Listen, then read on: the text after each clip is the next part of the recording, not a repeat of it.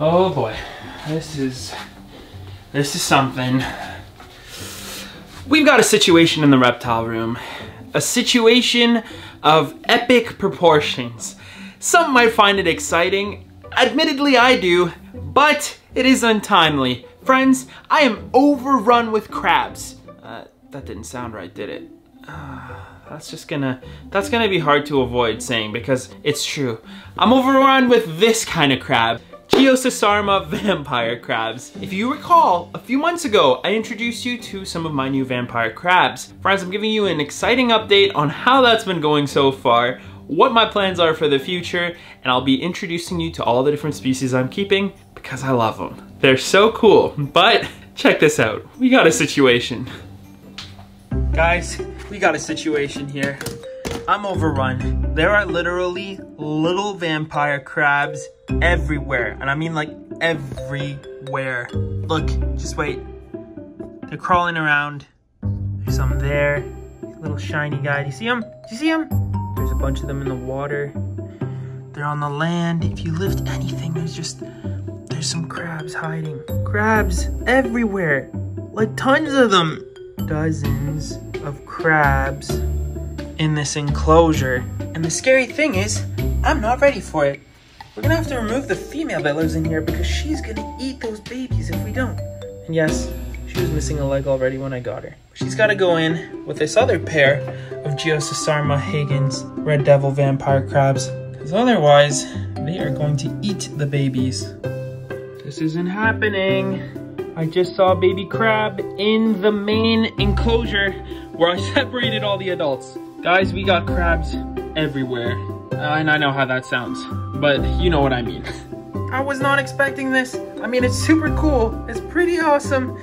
But the females are going crazy. There's just dozens of little baby crabs. And it was easy to separate them into one bin, move the adults. You know, there's just 3 individuals, keep them together. But now both bins have baby crabs in them. I've done my best to separate a bunch of them into a dish. I'm taking them from bowls, moving them from this bin into this one, where all the babies are safe away from the adults. Because unfortunately, you'll see soon and I'll show you, these guys are ravenous. And if there's a little tiny creature that runs around and moves, they're gonna try and eat it. Trust me. In any case, let's get into the video. I'm so excited, friends, to finally be introducing you all to my Geosesarma vampire crabs. All right, friends, so the first crabs I want to show you today are my Geosesarma denerli, which are the purple vampire crabs, but these ones we call the yellows because of that saddle sort of pattern or blotch of yellow on their back. Now, so this is the typical small kind of bin that I'm housing my crabs in for now. I keep up to a few individuals. You can see that there's another female there. There's this one, and then there should be another one in there hiding. And then there's no males in this enclosure. They have a water dish, as you can see. Although vampire crabs are primarily terrestrial in nature, they do require that about 25% of their environment be made up of fresh water. Despite the fact they spend most of their time on land, these animals are bound to water, for several reasons actually. Firstly, for molting. Every time the animal needs to grow, it'll move into the water to shed its exoskeleton. And secondly, although they are terrestrial, they still have gills like their aquatic relatives. The difference is they can breathe outside of water for extended periods of time. However, their gills need to remain wet or moistened to be able to do this. And lastly, most female vampire crabs will choose to deposit their developed offspring into a body of water. I've also added plenty of Java or Christmas aquatic moss to give them something to snack on, and then I put a few stones in there to make easy access for the offspring to come in and out and harden the water. As far as water changes go, there isn't really much I can do as far as a proper filter in this type of setup, so every few days I'll go in with a turkey baster and sort of just suck the water out and do a basic quick water change, replacing it with some spring water. Of course, none of this process will be necessary once they're set up in a proper paludarium with mechanical filtration, etc. They have several pieces of wood throughout for them to dig under and make their little burrows and hides. And then there's sort of an ABG mix of substrate, bark, soil, sand, and maybe a little bit of carbon or charcoal. This is a small little feeding dish. As you can see, crazy amounts of microfauna. The springtails are going nuts in these enclosure bins. There's so many springtails everywhere. I mean, that provides the animals with some food as well, so it's pretty cool. So I'll show you the 3 individuals that live in this enclosure. To carefully remove some of the cork. And as you can see again, just so many springtails everywhere. Just really prolific in this type of humid environment. I'm just gonna tap it so they don't all go running everywhere. This particular crab is super cool looking.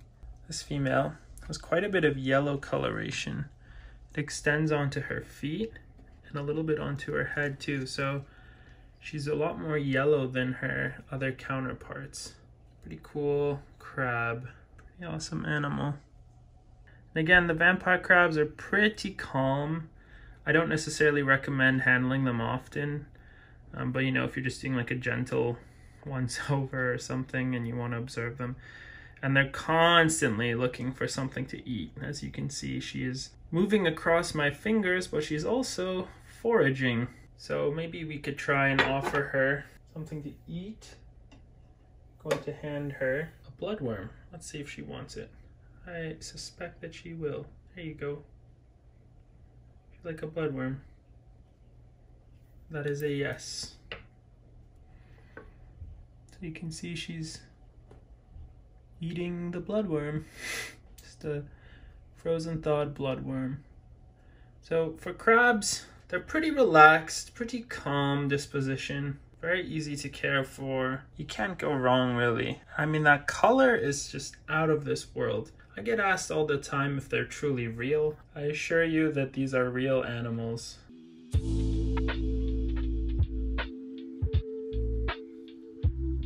And here you can see the defrosted bloodworms that I have here for them to eat. We can go ahead and try and offer them some more, like a bloodworm.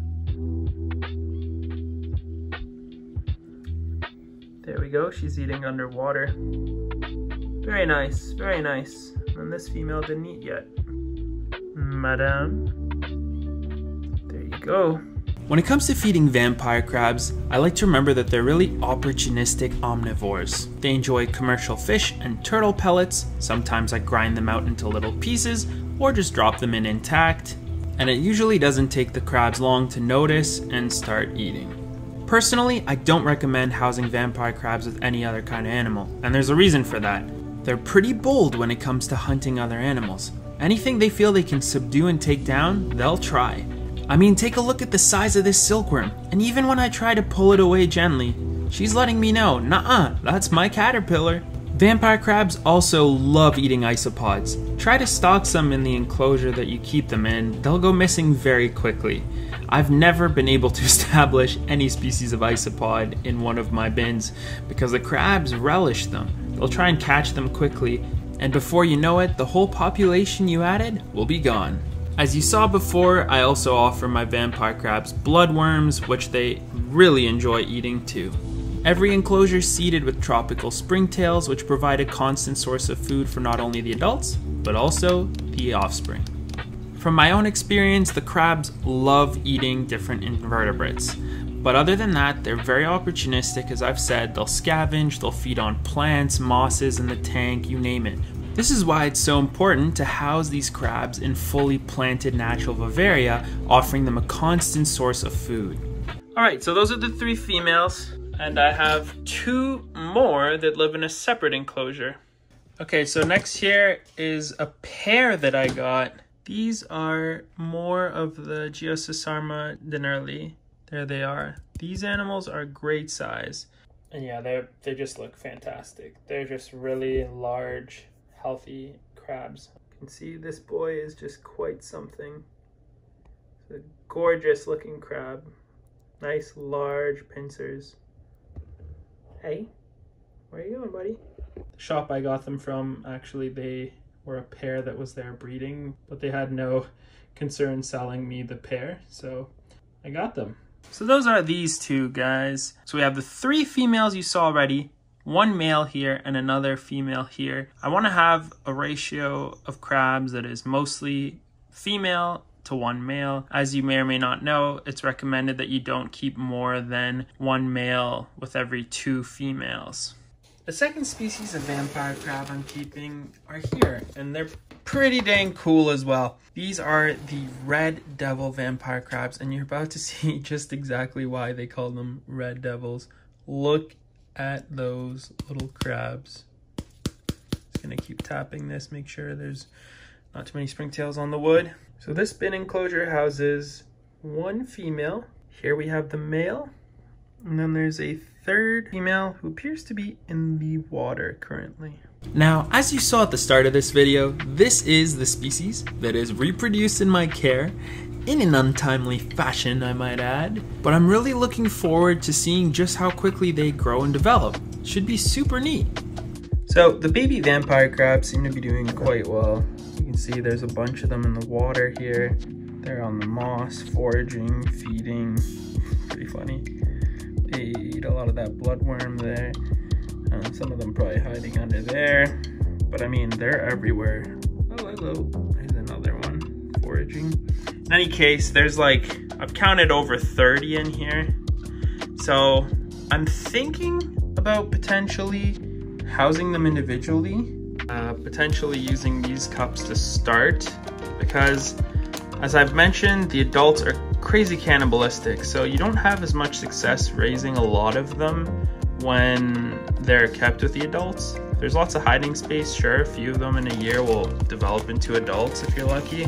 But with this, housing them individually, maybe having a type of substrate, like sponge or some soil in combination of that slants and gives them a water area that we can pipette or turkey baste out regularly for water changes, substrate, feeding each one on its own, and then transition them into, you know, like a a 16 ounce deli cup. Might be able to raise some crabs that way, captive bred. So I may experiment with that, haven't really decided yet. But in any case, they're doing well so far, eating, foraging, happy, healthy babies with no adults walking around eating them. For today's question of the day, I'd like to ask you all, which of the 2 species of vampire crab I introduced you to is your favorite? Let me know in the comment section down below. As always, I'll give you a comment a heart. We can engage in a little bit of a conversation. And let me know why. Maybe it's just the color difference. Maybe it's something you saw in the video that made you like them more. I'm curious. Thanks guys, let's get back to the video. Now, before we end the video, I do want to give a quick shout out to my friend Josh over at Indoor Ecosystems. If you're really looking for a channel that is dedicated to keeping Geosesarma vampire crabs, I highly recommend my friend Josh's channel. Josh has a really great channel that perfectly demonstrates how you can successfully work with these animals. And if you want to see his channel, it'll be linked down below in the video description. Also, he sent me a gift, so let's go ahead and unpack it now. Pretty cool stuff. All right, everybody, so first of all, check out all these Geosesarma stickers. How sweet, frogs are calling, are these? Look at all of them. There's the species we have, Dennerli. This looks like the Mandarin.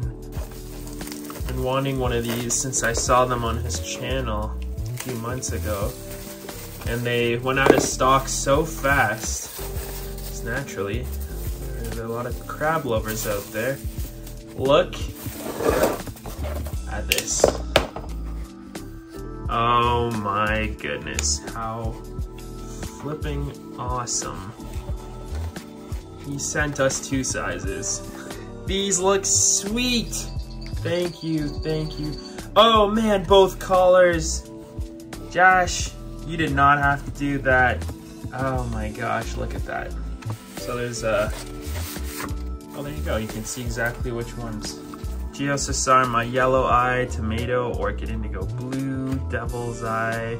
These are amazing. I really would love to get some ruby reds. Thank you, thank you, thank you. I'll put the link down below if you want to get your own posters. And I think we're gonna have to do some sort of giveaway. Thank you, thank you. Really appreciate it. One of the things I really wanted to do was take a moment to sincerely thank Jonathan over at Tails and Scales in Toronto, Ontario. Man, I don't even know where to start. Tails and Scales has been supplying me with the majority of my vampire crabs, if not all of them. And they've done so with the utmost patience and consideration, helping me with my passion, and I guess you could almost say addiction.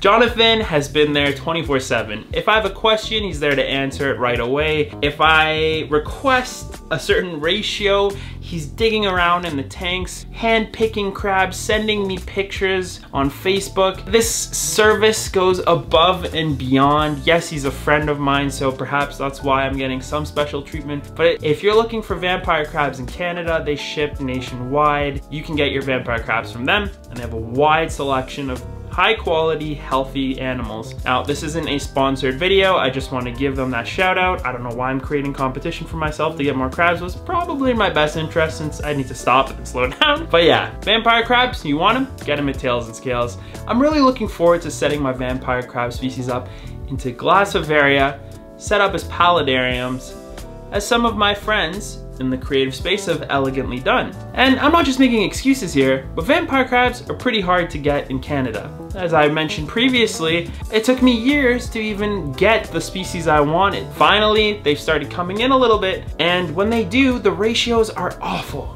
I'm telling you, like, we're talking out of 70 individuals, there might be 3 females. I don't know if that's the farms that offer these animals that are systematically not sending females so that people keep having to buy from them. Smart but pretty mean. Or if they just have that kind of ratio naturally, which really does seem hard to believe, in my opinion at least. But yeah, that's what we're working with. So if I want to work with a species and get my hands on it, I have to act fast. And I hate to say it, but that even means if I'm not ready with a paludarium. So that's why I'm keeping them in bins right now. The species I've really wanted to work with, I'll acquire them, keep them in the bin habitats you've seen in the video, and then we can slowly start thinking about how we're going to house them, because I have several enclosures I'm thinking of setting up for them here. And I've already been collecting hardscape for the builds. I even have a pump for one of them. So it's coming along. There's some exciting plans in the works. Alas, I hope you enjoyed meeting my vampire crabs today. They're super cool animals,